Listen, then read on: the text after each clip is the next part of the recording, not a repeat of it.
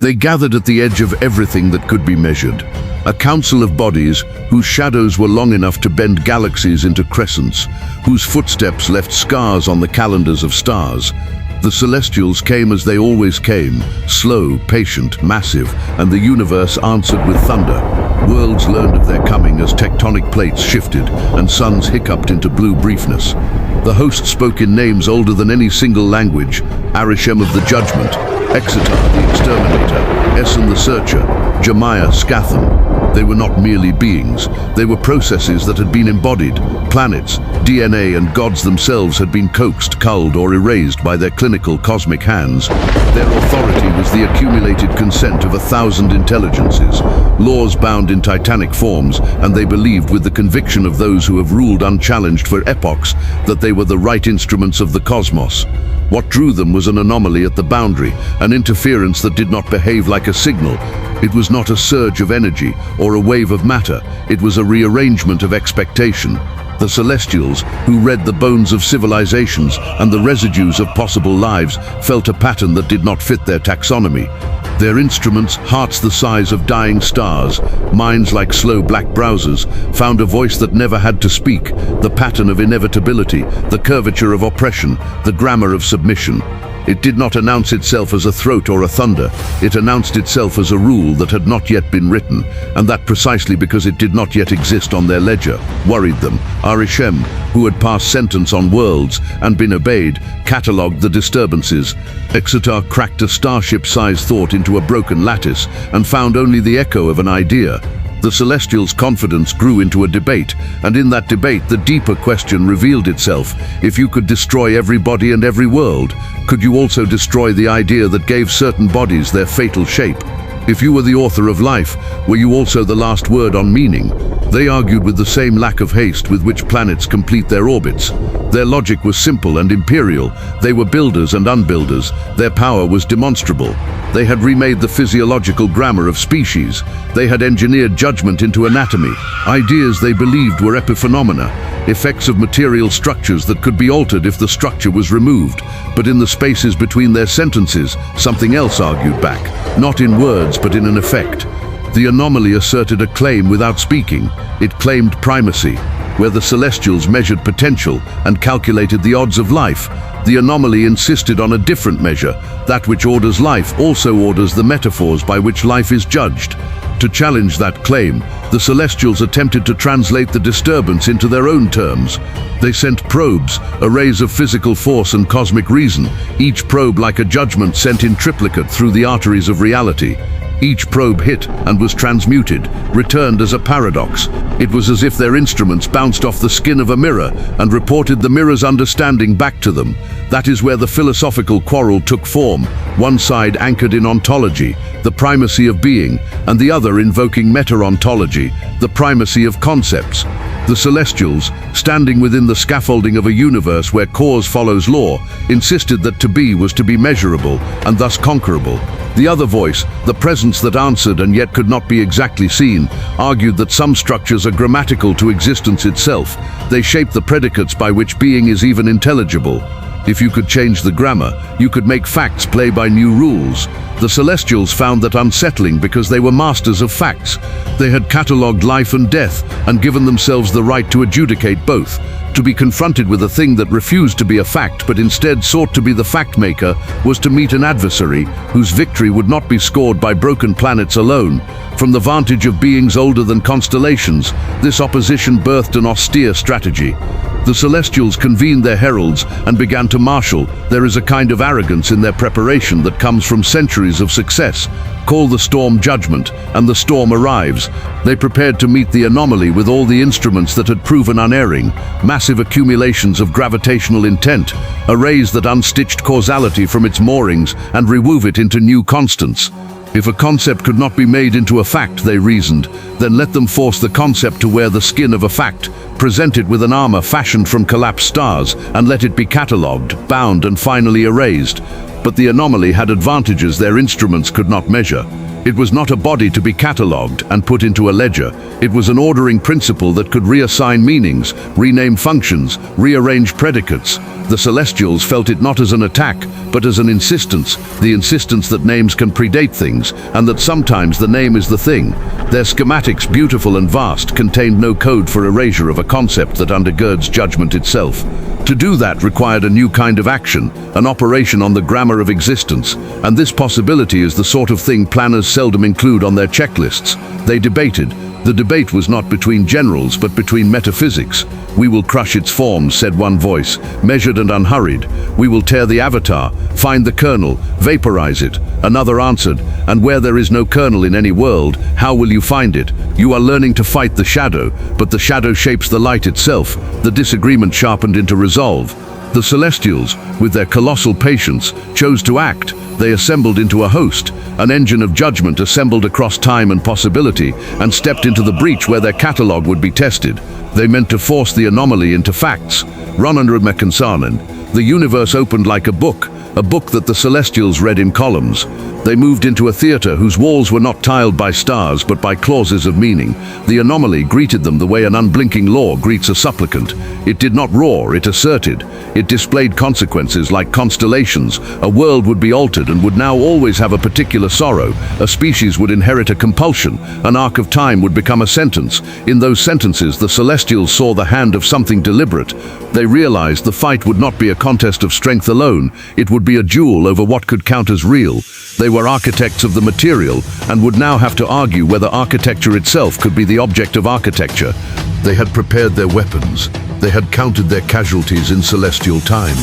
But no preparation had ever included the possibility that a victory would be won, not by fracture but by redefinition. The host advanced with the cold calm of inevitability and with the impatience of those who had always made decisions for lesser creatures. In the hush before collision, in the moments where old gods hold their breath, the Celestials and the Anomaly acknowledged each other. This was not a meeting on a field, it was a meeting across ontological strata. The Celestials brought everything they had, their judgments, their fires, their capacity to re-knit the biology of life. On the other side was not merely a being but a law, the true form of a power that had more in common with grammar than with granite.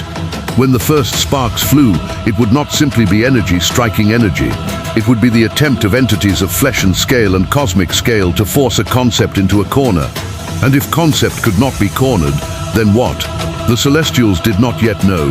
They had until this hour never had to ask themselves whether their instruments could measure a thought that made measurement impossible. Chapter 2. The first contact was anticlimactic only to those who expected a shout. There was no trumpet, there was an invoice. The Celestials, arrayed like a slow-moving eclipse, directed a volley of judgments, forces honed to excise deviance, delivered as if to a tumor. Exitar's blow arrived as a field meant to sever existential coherence. Worlds under its path unraveled into raw possibility, their constants severed. It was the sort of violence that in previous epochs had ended species. The Celestials expected immediate triumph. Disintegrate the avatar, read the residue, catalogue the idea. Instead, what met the Exitarian field was a mirror of definition. The volley passed through as if permitted and returned shaped differently, not attenuated but reframed. Where Exitar intended fracture, the true form accepted the fracture and claimed it as punctuation in its own grammar. A world torn by the Celestial's weapon did not dissolve into ash but into a new law, the law that all broken things should carry the mark of despair. Time itself, under the effect, refused to heal. Pain matured into a principle. The Celestials looked on a scene they recognized as damage and found, horrified, that the damage had become doctrine. They escalated. The host attempted to restructure the mathematics on which the anomaly depended. They threw at it geometric proofs and cosmic arithmetic, equations that had unmade empires in other ages. Such mathematics should have unmade it, but the anomaly responded not by resisting force but by absorbing meaning and returning altered axioms. For every rule the Celestials rewove, the true form adjusted the grammar one step deeper. It would not simply refuse a constant, it would declare that constant to have always been the sign of suffering. It folded new predicates into reality like seams in great cloth. The Celestials found their own instruments reinterpreted, meant to free, now producing subjugation because the language that described freedom had been colonized. It became clear that brute force would fail. The Celestials then tried a different tactic to sever the anomaly's connections to the webs of sentience that fed it. If a concept thrives on the belief and practice of minds, then starved of minds it might withdraw. They assaulted the cognitive scaffolding across realities, bending hominids, gods, and machines alike toward apathy. But the true form did not operate solely through belief. It operated through predication. It was not a faith but a function, even without minds to interpret it. It rearranged the variables of being so that even non-conscious systems executed its outcome. Machines recompiled. Atoms found themselves disposed into vectors that favored domination. The Celestials' program failed not because the idea had followers, but because the idea was a syntactic operator on reality itself. This was when the Celestials attempted what thinking beings sometimes attempt in desperation: appeal to higher order. They changed their attack vector to one of abstraction. If a law had been made into language, then perhaps an abstraction sitting one rung above could countermand it. They called upon the metaphysical equivalent of auditors, invoked processes older and more formal than their own modes of existence that governed order and balance. The cosmic chorus answered. For a moment there was hope, a counter-grammar that might rewrite the true form's predicates. But the true form was neither naive nor solitary. In its mastery, it had threaded itself into the underlying axioms, not merely a competitor to abstraction, but an inversion. Where higher-order forces defined balance, it offered an inevitability that consumed balance's predicates by making the predicates themselves instruments of oppression.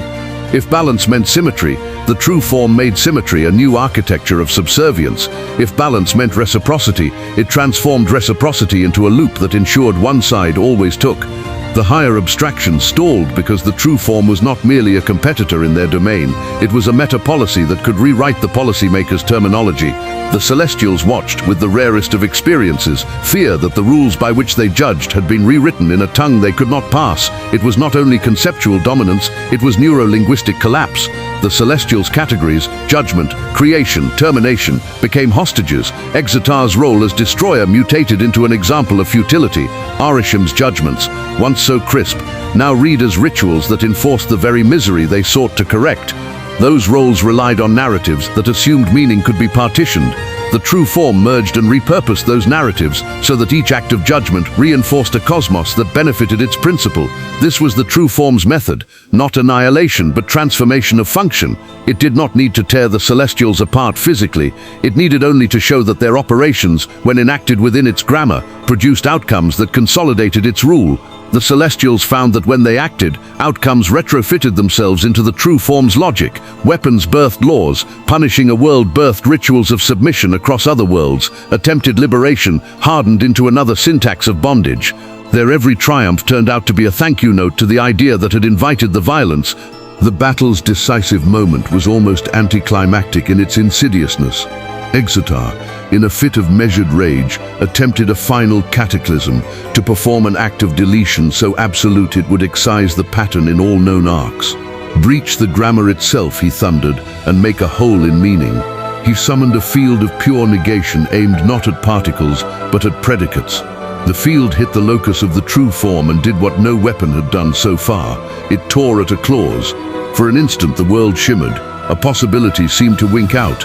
Then the clause repaired itself, and in repairing it, the true form sewed in a new predicate. The negative field did not succeed because it could not starve an operator that did not require nourishment in the ways the Celestials assumed. Instead, the act of attempted erasure became evidence that the necessity of oppression was enforceable. The Celestials' ultimate act of violence was interpreted by the true form as proof. Even the force that would delete this principle is capable only of proving its necessity. The attempt reified the idea its author wanted to abolish. When beings are philosopher warriors, sometimes battle ends at the level of meaning. The Celestials found themselves unmade not by force but by a collapse of functional identity. If you are defined by your role in a system, and if the system's predicates are rewritten so your role implicates you as part of the oppression, then your reason to persist evaporates. The Celestials watched their own categories erode. With their purposes undermined, their forms lost coherence. They did not explode like suns, they unstitched like garments left in acid. What remained were shapes that had no functional claim on the universe, and where there are no claims, there is no right to legislate existence. The host, which had once been an engine of cosmic procedure, flickered and became fossil, textures in the margins of a cosmos that had acquired a new grammar. When the last of their host, monumental, patient, ancient, fell silent, the true form did not roar in triumph. It registered the victory with the cold efficiency of a law that had been ratified. It had not destroyed all, it had not even sought to. It changed the operating manual. It made certain predicates immutable in a way that favored its principle. Worlds would still spin, beings would still be born and die, but in the weave of what counted as real, in the clauses by which beings understood action and consequence, the true form had embedded itself as a foundational operator. The Celestials, whose might had been measured by their acts, lost because their acts had become the means of propagating the very thing they fought. In the aftermath, there were consequences, small and large. Civilizations across countless multiverses inherited new axioms, a law in a star kingdom that made submission a civic virtue, a code in a machine world that privileged servility as optimization, rituals that began to look like morality because the grammar said so. The Celestials' wreckage exhaled a dust of possibility, and in that dust the true form continued, unseen by most, inevitable to many, an engine of principle. It did not sit upon thrones, it sat inside sentences. Victory for it was not territory but syntax. The conclusion is stark and honest. Might alone is not absolute when the opponent rewrites the plumbing of meaning. The Celestials brought the hammer, the sword, the causal proof. They had done so much in the universe, but the true form brought a different weapon, one whose blade cut definitions and whose edge turned outcomes into evidence for itself. In a duel where the final arbiter was what could count as true, the one who shaped the terms of truth won, so the host fell. The True Form Darkseid, the name that carries with it the weight of a metaphysical insistence, remained. He did not annihilate the remnants, he recast the rules. The Celestials' feats were enormous, their histories luminous, their judgments once absolute. Yet in this collision, the force that transcended being by becoming the grammar of being proved superior. It is not a comforting victory, it is a sober one. The winner holds not a crown but a clause. The universe continues, but its sentences now carry his accent.